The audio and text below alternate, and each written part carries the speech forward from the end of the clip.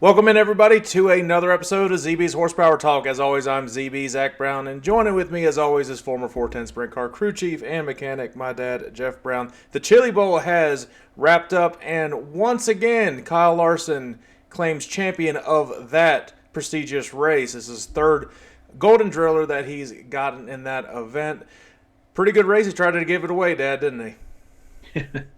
Yeah, I mean, he led every lap, but he didn't make it easy. Coming up through lap cars, one of them gets sideways. He actually, his only chance was to run up over that guy's front end and hopefully keep going, which it did. And then I don't know how many laps to go, 5, 10 laps to go. He ends up driving it up onto the front stretch wall. Just about how he did not get that thing upside down, I have no idea. And luckily, a caution comes out. They said it was for the banner that was down. That he I calls? guess it was kind of down before he ripped the rest of it down. But I think that's a little bit of Kyle Larson effect on getting that caution and not being sent to the rear on that one. A little bit. But, yeah, But it was a good race. It was a good race. He raced. You can argue he raced a little too aggressive in that race. Doesn't seem to matter what he's racing for or what type of car he's racing. He's going to run the hell out of that car. Sure. It was a good week of racing overall in the Chili Bowl. Christopher Bell, I expected a lot more in the final. He didn't really move through the field. He finished at the back of the top 10. Kyle Busch never made the final race. I don't even know how he fared at all during the week. I think it was really his first time in those type of cars, so... Yeah. Didn't expect a lot out of him, but expected him a little bit more. But it's also about how you draw and how you qualify. And if he's not really used to doing all that, that plays a factor in it as well. Yeah, there was some. I saw a video. It was his heat race, and I don't know what the format was. I think you had to win your heat really to kind of advance. And he started in the back, and he got into a crash early, went to the back again, and ended up second. I mean, he looked good. It just, seemed like it was one spot too short, and then ended up in like the F main to the E main. So he said something about he tasted a little bit of the alphabet soup. So yeah, when you have about 500 entries or something, and yeah, these it's are crazy. And these drivers, I mean, they race these cars full time too. It's not, and they're just used to racing these type of cars.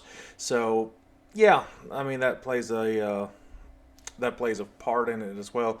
But it's been cold around here, and so And here, yeah, and I don't know what the front's going to look like in a couple weeks when they do the clash up at Bowman Gray Stadium.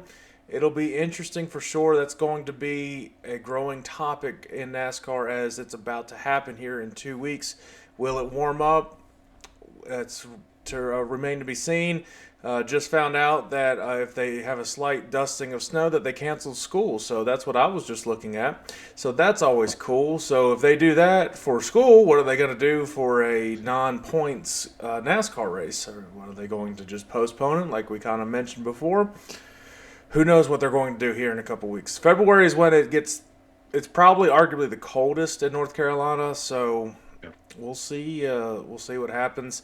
Maybe they can figure out if they got snow tires and get some snow tires on that thing. That'd be fun. They got rain tires, so maybe some snow tires will be. yeah, just throw the rain tires on. It'll be. I mean, it's only a quarter mile. You're going like 80 miles an hour, so. And again, yeah, they announced the qualifying format. You got your the time trial laps, which line up heads up into the heats, and they're 25 lap heats. Cautions do not count. I think that's and then similar. The top 20 are locked into Sunday's A main. I think that's similar to what they did out in the Coliseum. Yeah, it's pretty much the same kind. I don't know what kind of work they did with the track.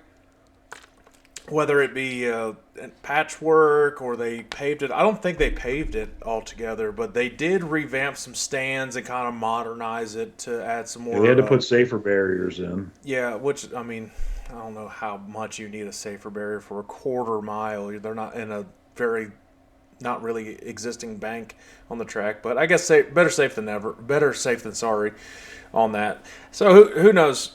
But I do have a question for you. We're ramping up to get ready for the Daytona 500. Nothing to really preview quite yet, but the number 40 car is back into NASCAR, and that'll be Dale Jr.'s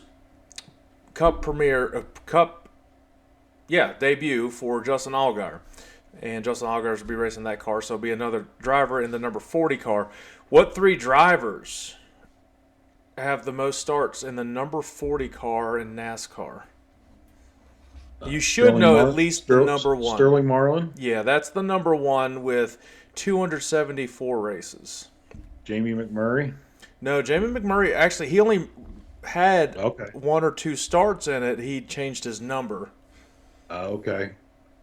Wow. Now, these drivers are, I don't think, what you would say good. So Yeah. it might be a little tricky. Yeah, that's tough. Other than Sterling Marlin, I'm trying to think. I cannot think of another number 40 Well, car. number two, it must be an older driver. I don't really recognize him, is DK Ulrich.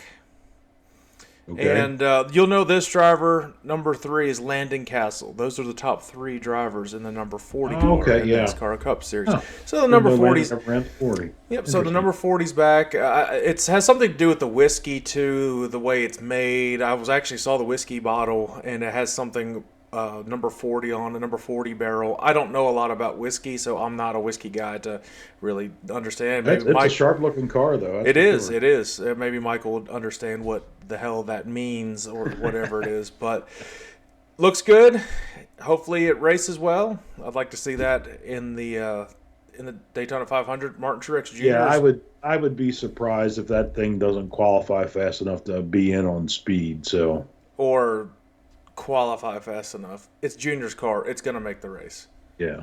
Well, and somehow I don't know what kind of petition went through, but it says that Elio's already locked into the race for some kind of something they petitioned and got from NASCAR. I don't know what that whole thing was about. I didn't quite understand what they were doing. That seems really of a weird. Well, it's for Trackhouse, correct? He's racing for Trackhouse. I wonder if they're using points from another car or something. Yeah, I didn't really read the whole thing. I thought, okay, I mean that's cool. Elio's in it because everybody's a fan of his because he seems like he's a cool, super nice guy. But I don't know, I still think he should, and that car's probably fast enough. He'd have probably got in on speed as well. It's well, it kind of makes the duels almost pointless. We're talking about 2-3 cars maybe battling for it. I mean, I don't know how many there are so far, but Martin Truex Jr. is racing for Tricon Motorsports, and he's back in his. But he's got to qualify. He has to qualify. Well, that's a brand new car, and I think a brand new team. He's back in the number 56 car, which, if you remember, he raced the 56 car when he raced for Michael Waltrip Racing, right? Way back when, over 15 years ago or something. So, car sharp. It's another Bass Pro Shops car. It looks really, really good. It's a 2311 car. It is, but it'll. I'd be shocked if Truex doesn't make it, but it's also Daytona. You don't know what to expect when it comes to Daytona. Yeah, I mean, it's if you don't get whatever, I don't know how many that has to be locked in on speed. There's only a certain amount, so. If you don't get that and, you get involved just one little crash, I mean, you could be running right up front and get into a crash. So you never know anymore with these super speedways. Well, they already have odds for the Daytona 500 for the winner, and it's on some. Well, yeah, it looks like all of them right now, and I would take your money now, folks, because I just pulled up the odds, and everything starts at over plus 1,000 on everybody, literally everybody. So that's bound to change as it gets closer. So if you have a hunch on somebody you think might win the Daytona 500, right now they're showing Kyle Busch as the favorite. And again, it's the Daytona 500. Nobody knows. You might as well put some money on Justin Allgaier while you're at it because the Daytona 500. The worst odds are Elio at plus 6,500. I mean, and again, it's one of those. It's like there is no favorite for a Daytona 500. You might have a good idea where people might finish, but wrecks happen anywhere. So we will see. Now, I do want to do a fun game today. We're All not right. keeping it too long because, again, not a lot of racing right now, but trying to stay on a little consistent schedule-ish, at least a weekly schedule. So, and hopefully this will make a little fun thumbnail and a fun little segment I'll cut as well. Can you name these racetrack foods with which racetrack they belong? Okay. And I'll give you easy, and we'll probably go to the hardest. Okay. So I'm going to describe what they are. This is going to give it away right away. Is a steaming red hot dog on a steam bun, mustard, chili, onions, topped with vinegar-based slaw. Martinsville's hot dog. Martinsville hot dog, because I couldn't give the name away because that's literally what the name is. All right. This might give away the name too, so I'm going to describe it. Softball-sized meatball holds a delicious surprise, a blend of pulled pork, cheeses, and barbecue sauce. I don't know, but that sounds great. And the name of this is the Big One Meatball. Uh, and I don't know that Daytona. The other one. Oh, Talladega. Talladega. Where Talladega the hell Super was Speedway this? has the Big How did One we not ever have Meatball. that? Yeah. That looks. I'm going to Okay. put pictures up on the screen too, so that's Wow. going to look fantastic. We were there twice and never saw any damn meatballs. Well, it's probably on the other side where you had to walk 800 other miles Yeah. to find it, and you'll probably run into people, or people run into you while you're on your way Yeah, there. the whole pulled pork was making me think of Charlotte because with pulled pork in North Carolina, but I don't think Charlotte actually has a specific signature dish. They have overpriced chicken tenders that are like $18. All right, the next one, the pierogi burger. Features a pan-fried potato and cheese pierogi on top of a burger patty, accompanied by a secret sauce, lettuce, and grilled onions. I don't know. That's another one's a pierogi burger. Wow, that's got to be a Northeast thing, like Pocono. No, but you're in the right area. Well, right section of the country. Uh, New Hampshire? That wouldn't be. That Go would be the down a lobster. little bit more. There's only one other track. It can't be Dover, Delaware. That'd be crab Go up a cakes. little bit more. It's the only track that races in New York.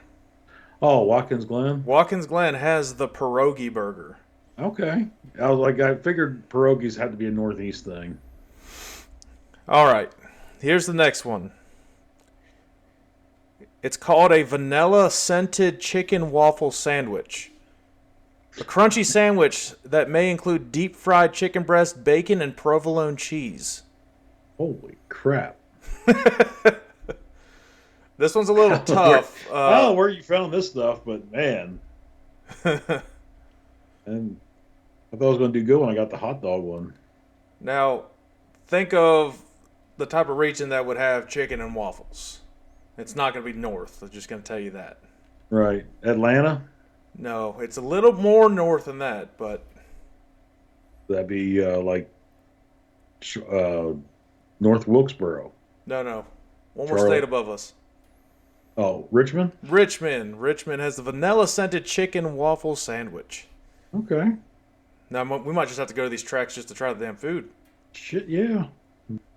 All right, the last one I have for you. I'm not going to give the name away quite yet. Let's describe what it is. It's a soft pretzel dish, sir. It's topped with chicken, cheese, and bacon. Beer, cheese, chili, fried onion straws, and scallions. So it's chicken tenders, cheese fries, bacon, beer, cheese, chili, fried onion straws, and scallion on top of a soft pretzel. Wow. Heart attack. Yeah. Now, soft pretzel one makes me think of Pocono. No, so That's the name painful. of this is called the Pile Up. Bristol? Nope. Try a different Crash Fest track.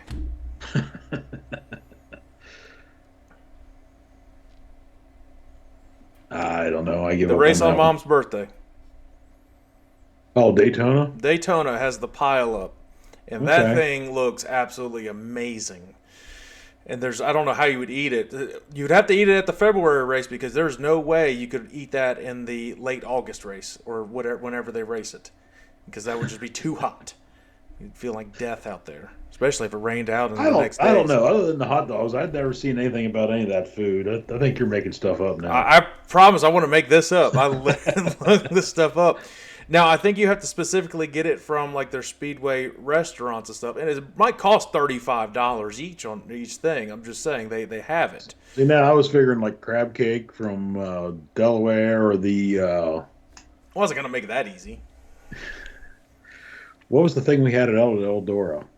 Oh, the The tenderloin. tenderloin. Yeah. Tenderloin Yeah, sandwich with tenderloin was this big and the bread was this big.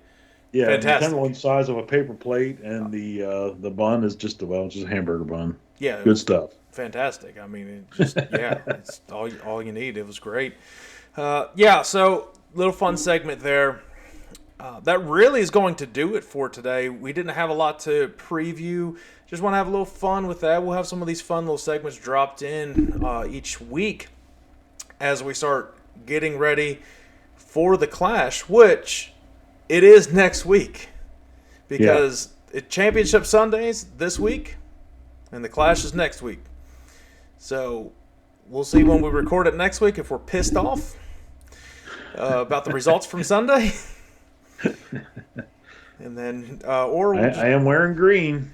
Go Birds. yeah, that's the only time you can wear green on all of this before the racing season. Can't wear green during the racing season because if anybody knows about superstitions, that's one of them. It's us, that's for sure. Damn right it is. I've worn the same damn Eagles gear every single Eagles thing. That's how superstitious we are. And then we're going to figure it out how we can Hey, do it for I the can racing attribute season just too. about every crash or blown motor to somebody on the hauler wearing something green. Peanut shells. Sons of bitches. Yeah, that type of stuff. All right, well, everybody, make sure you like, subscribe, share, follow anywhere you get your podcast. Make sure you check out the YouTube channel. That's where we'll post a lot of these fun segments that we just did here. Where have you eaten? What places have you eaten at? What tracks have you eaten at that have just I don't know, phenomenal but food? we need to do a racetrack foodie segment because some Clearly, of that. clearly, and apparently the NASCAR does have some like DoorDash things you can order from places around here, and I guess it's probably from Charlotte. You could special order it, and because they have like a caterer, they have a chef, they have cooks and everything at Charlotte Motor Speedway. I mean, they have freaking condos there, so yeah, they probably have all that stuff you can order. You'd have to special made, but yeah, those ones that I mentioned, those are specific to those tracks. So just another reason to get out there and try different They don't talk about any tracks. of that on TV other than the hot dogs, which we had the hot dogs, and it's a hot dog. Yeah, It's- but I mean that's the best deal going at all the things because they're $2. Yeah. I mean Yeah. that's and especially if you have a kid with you, like I brought Chandler with Yeah. me, that's the best and they're thing still you can making have. $1.75 off each hot dog they're selling. So. Yeah, I mean they're great, taste good enough for me. I mean anything goes well with beer.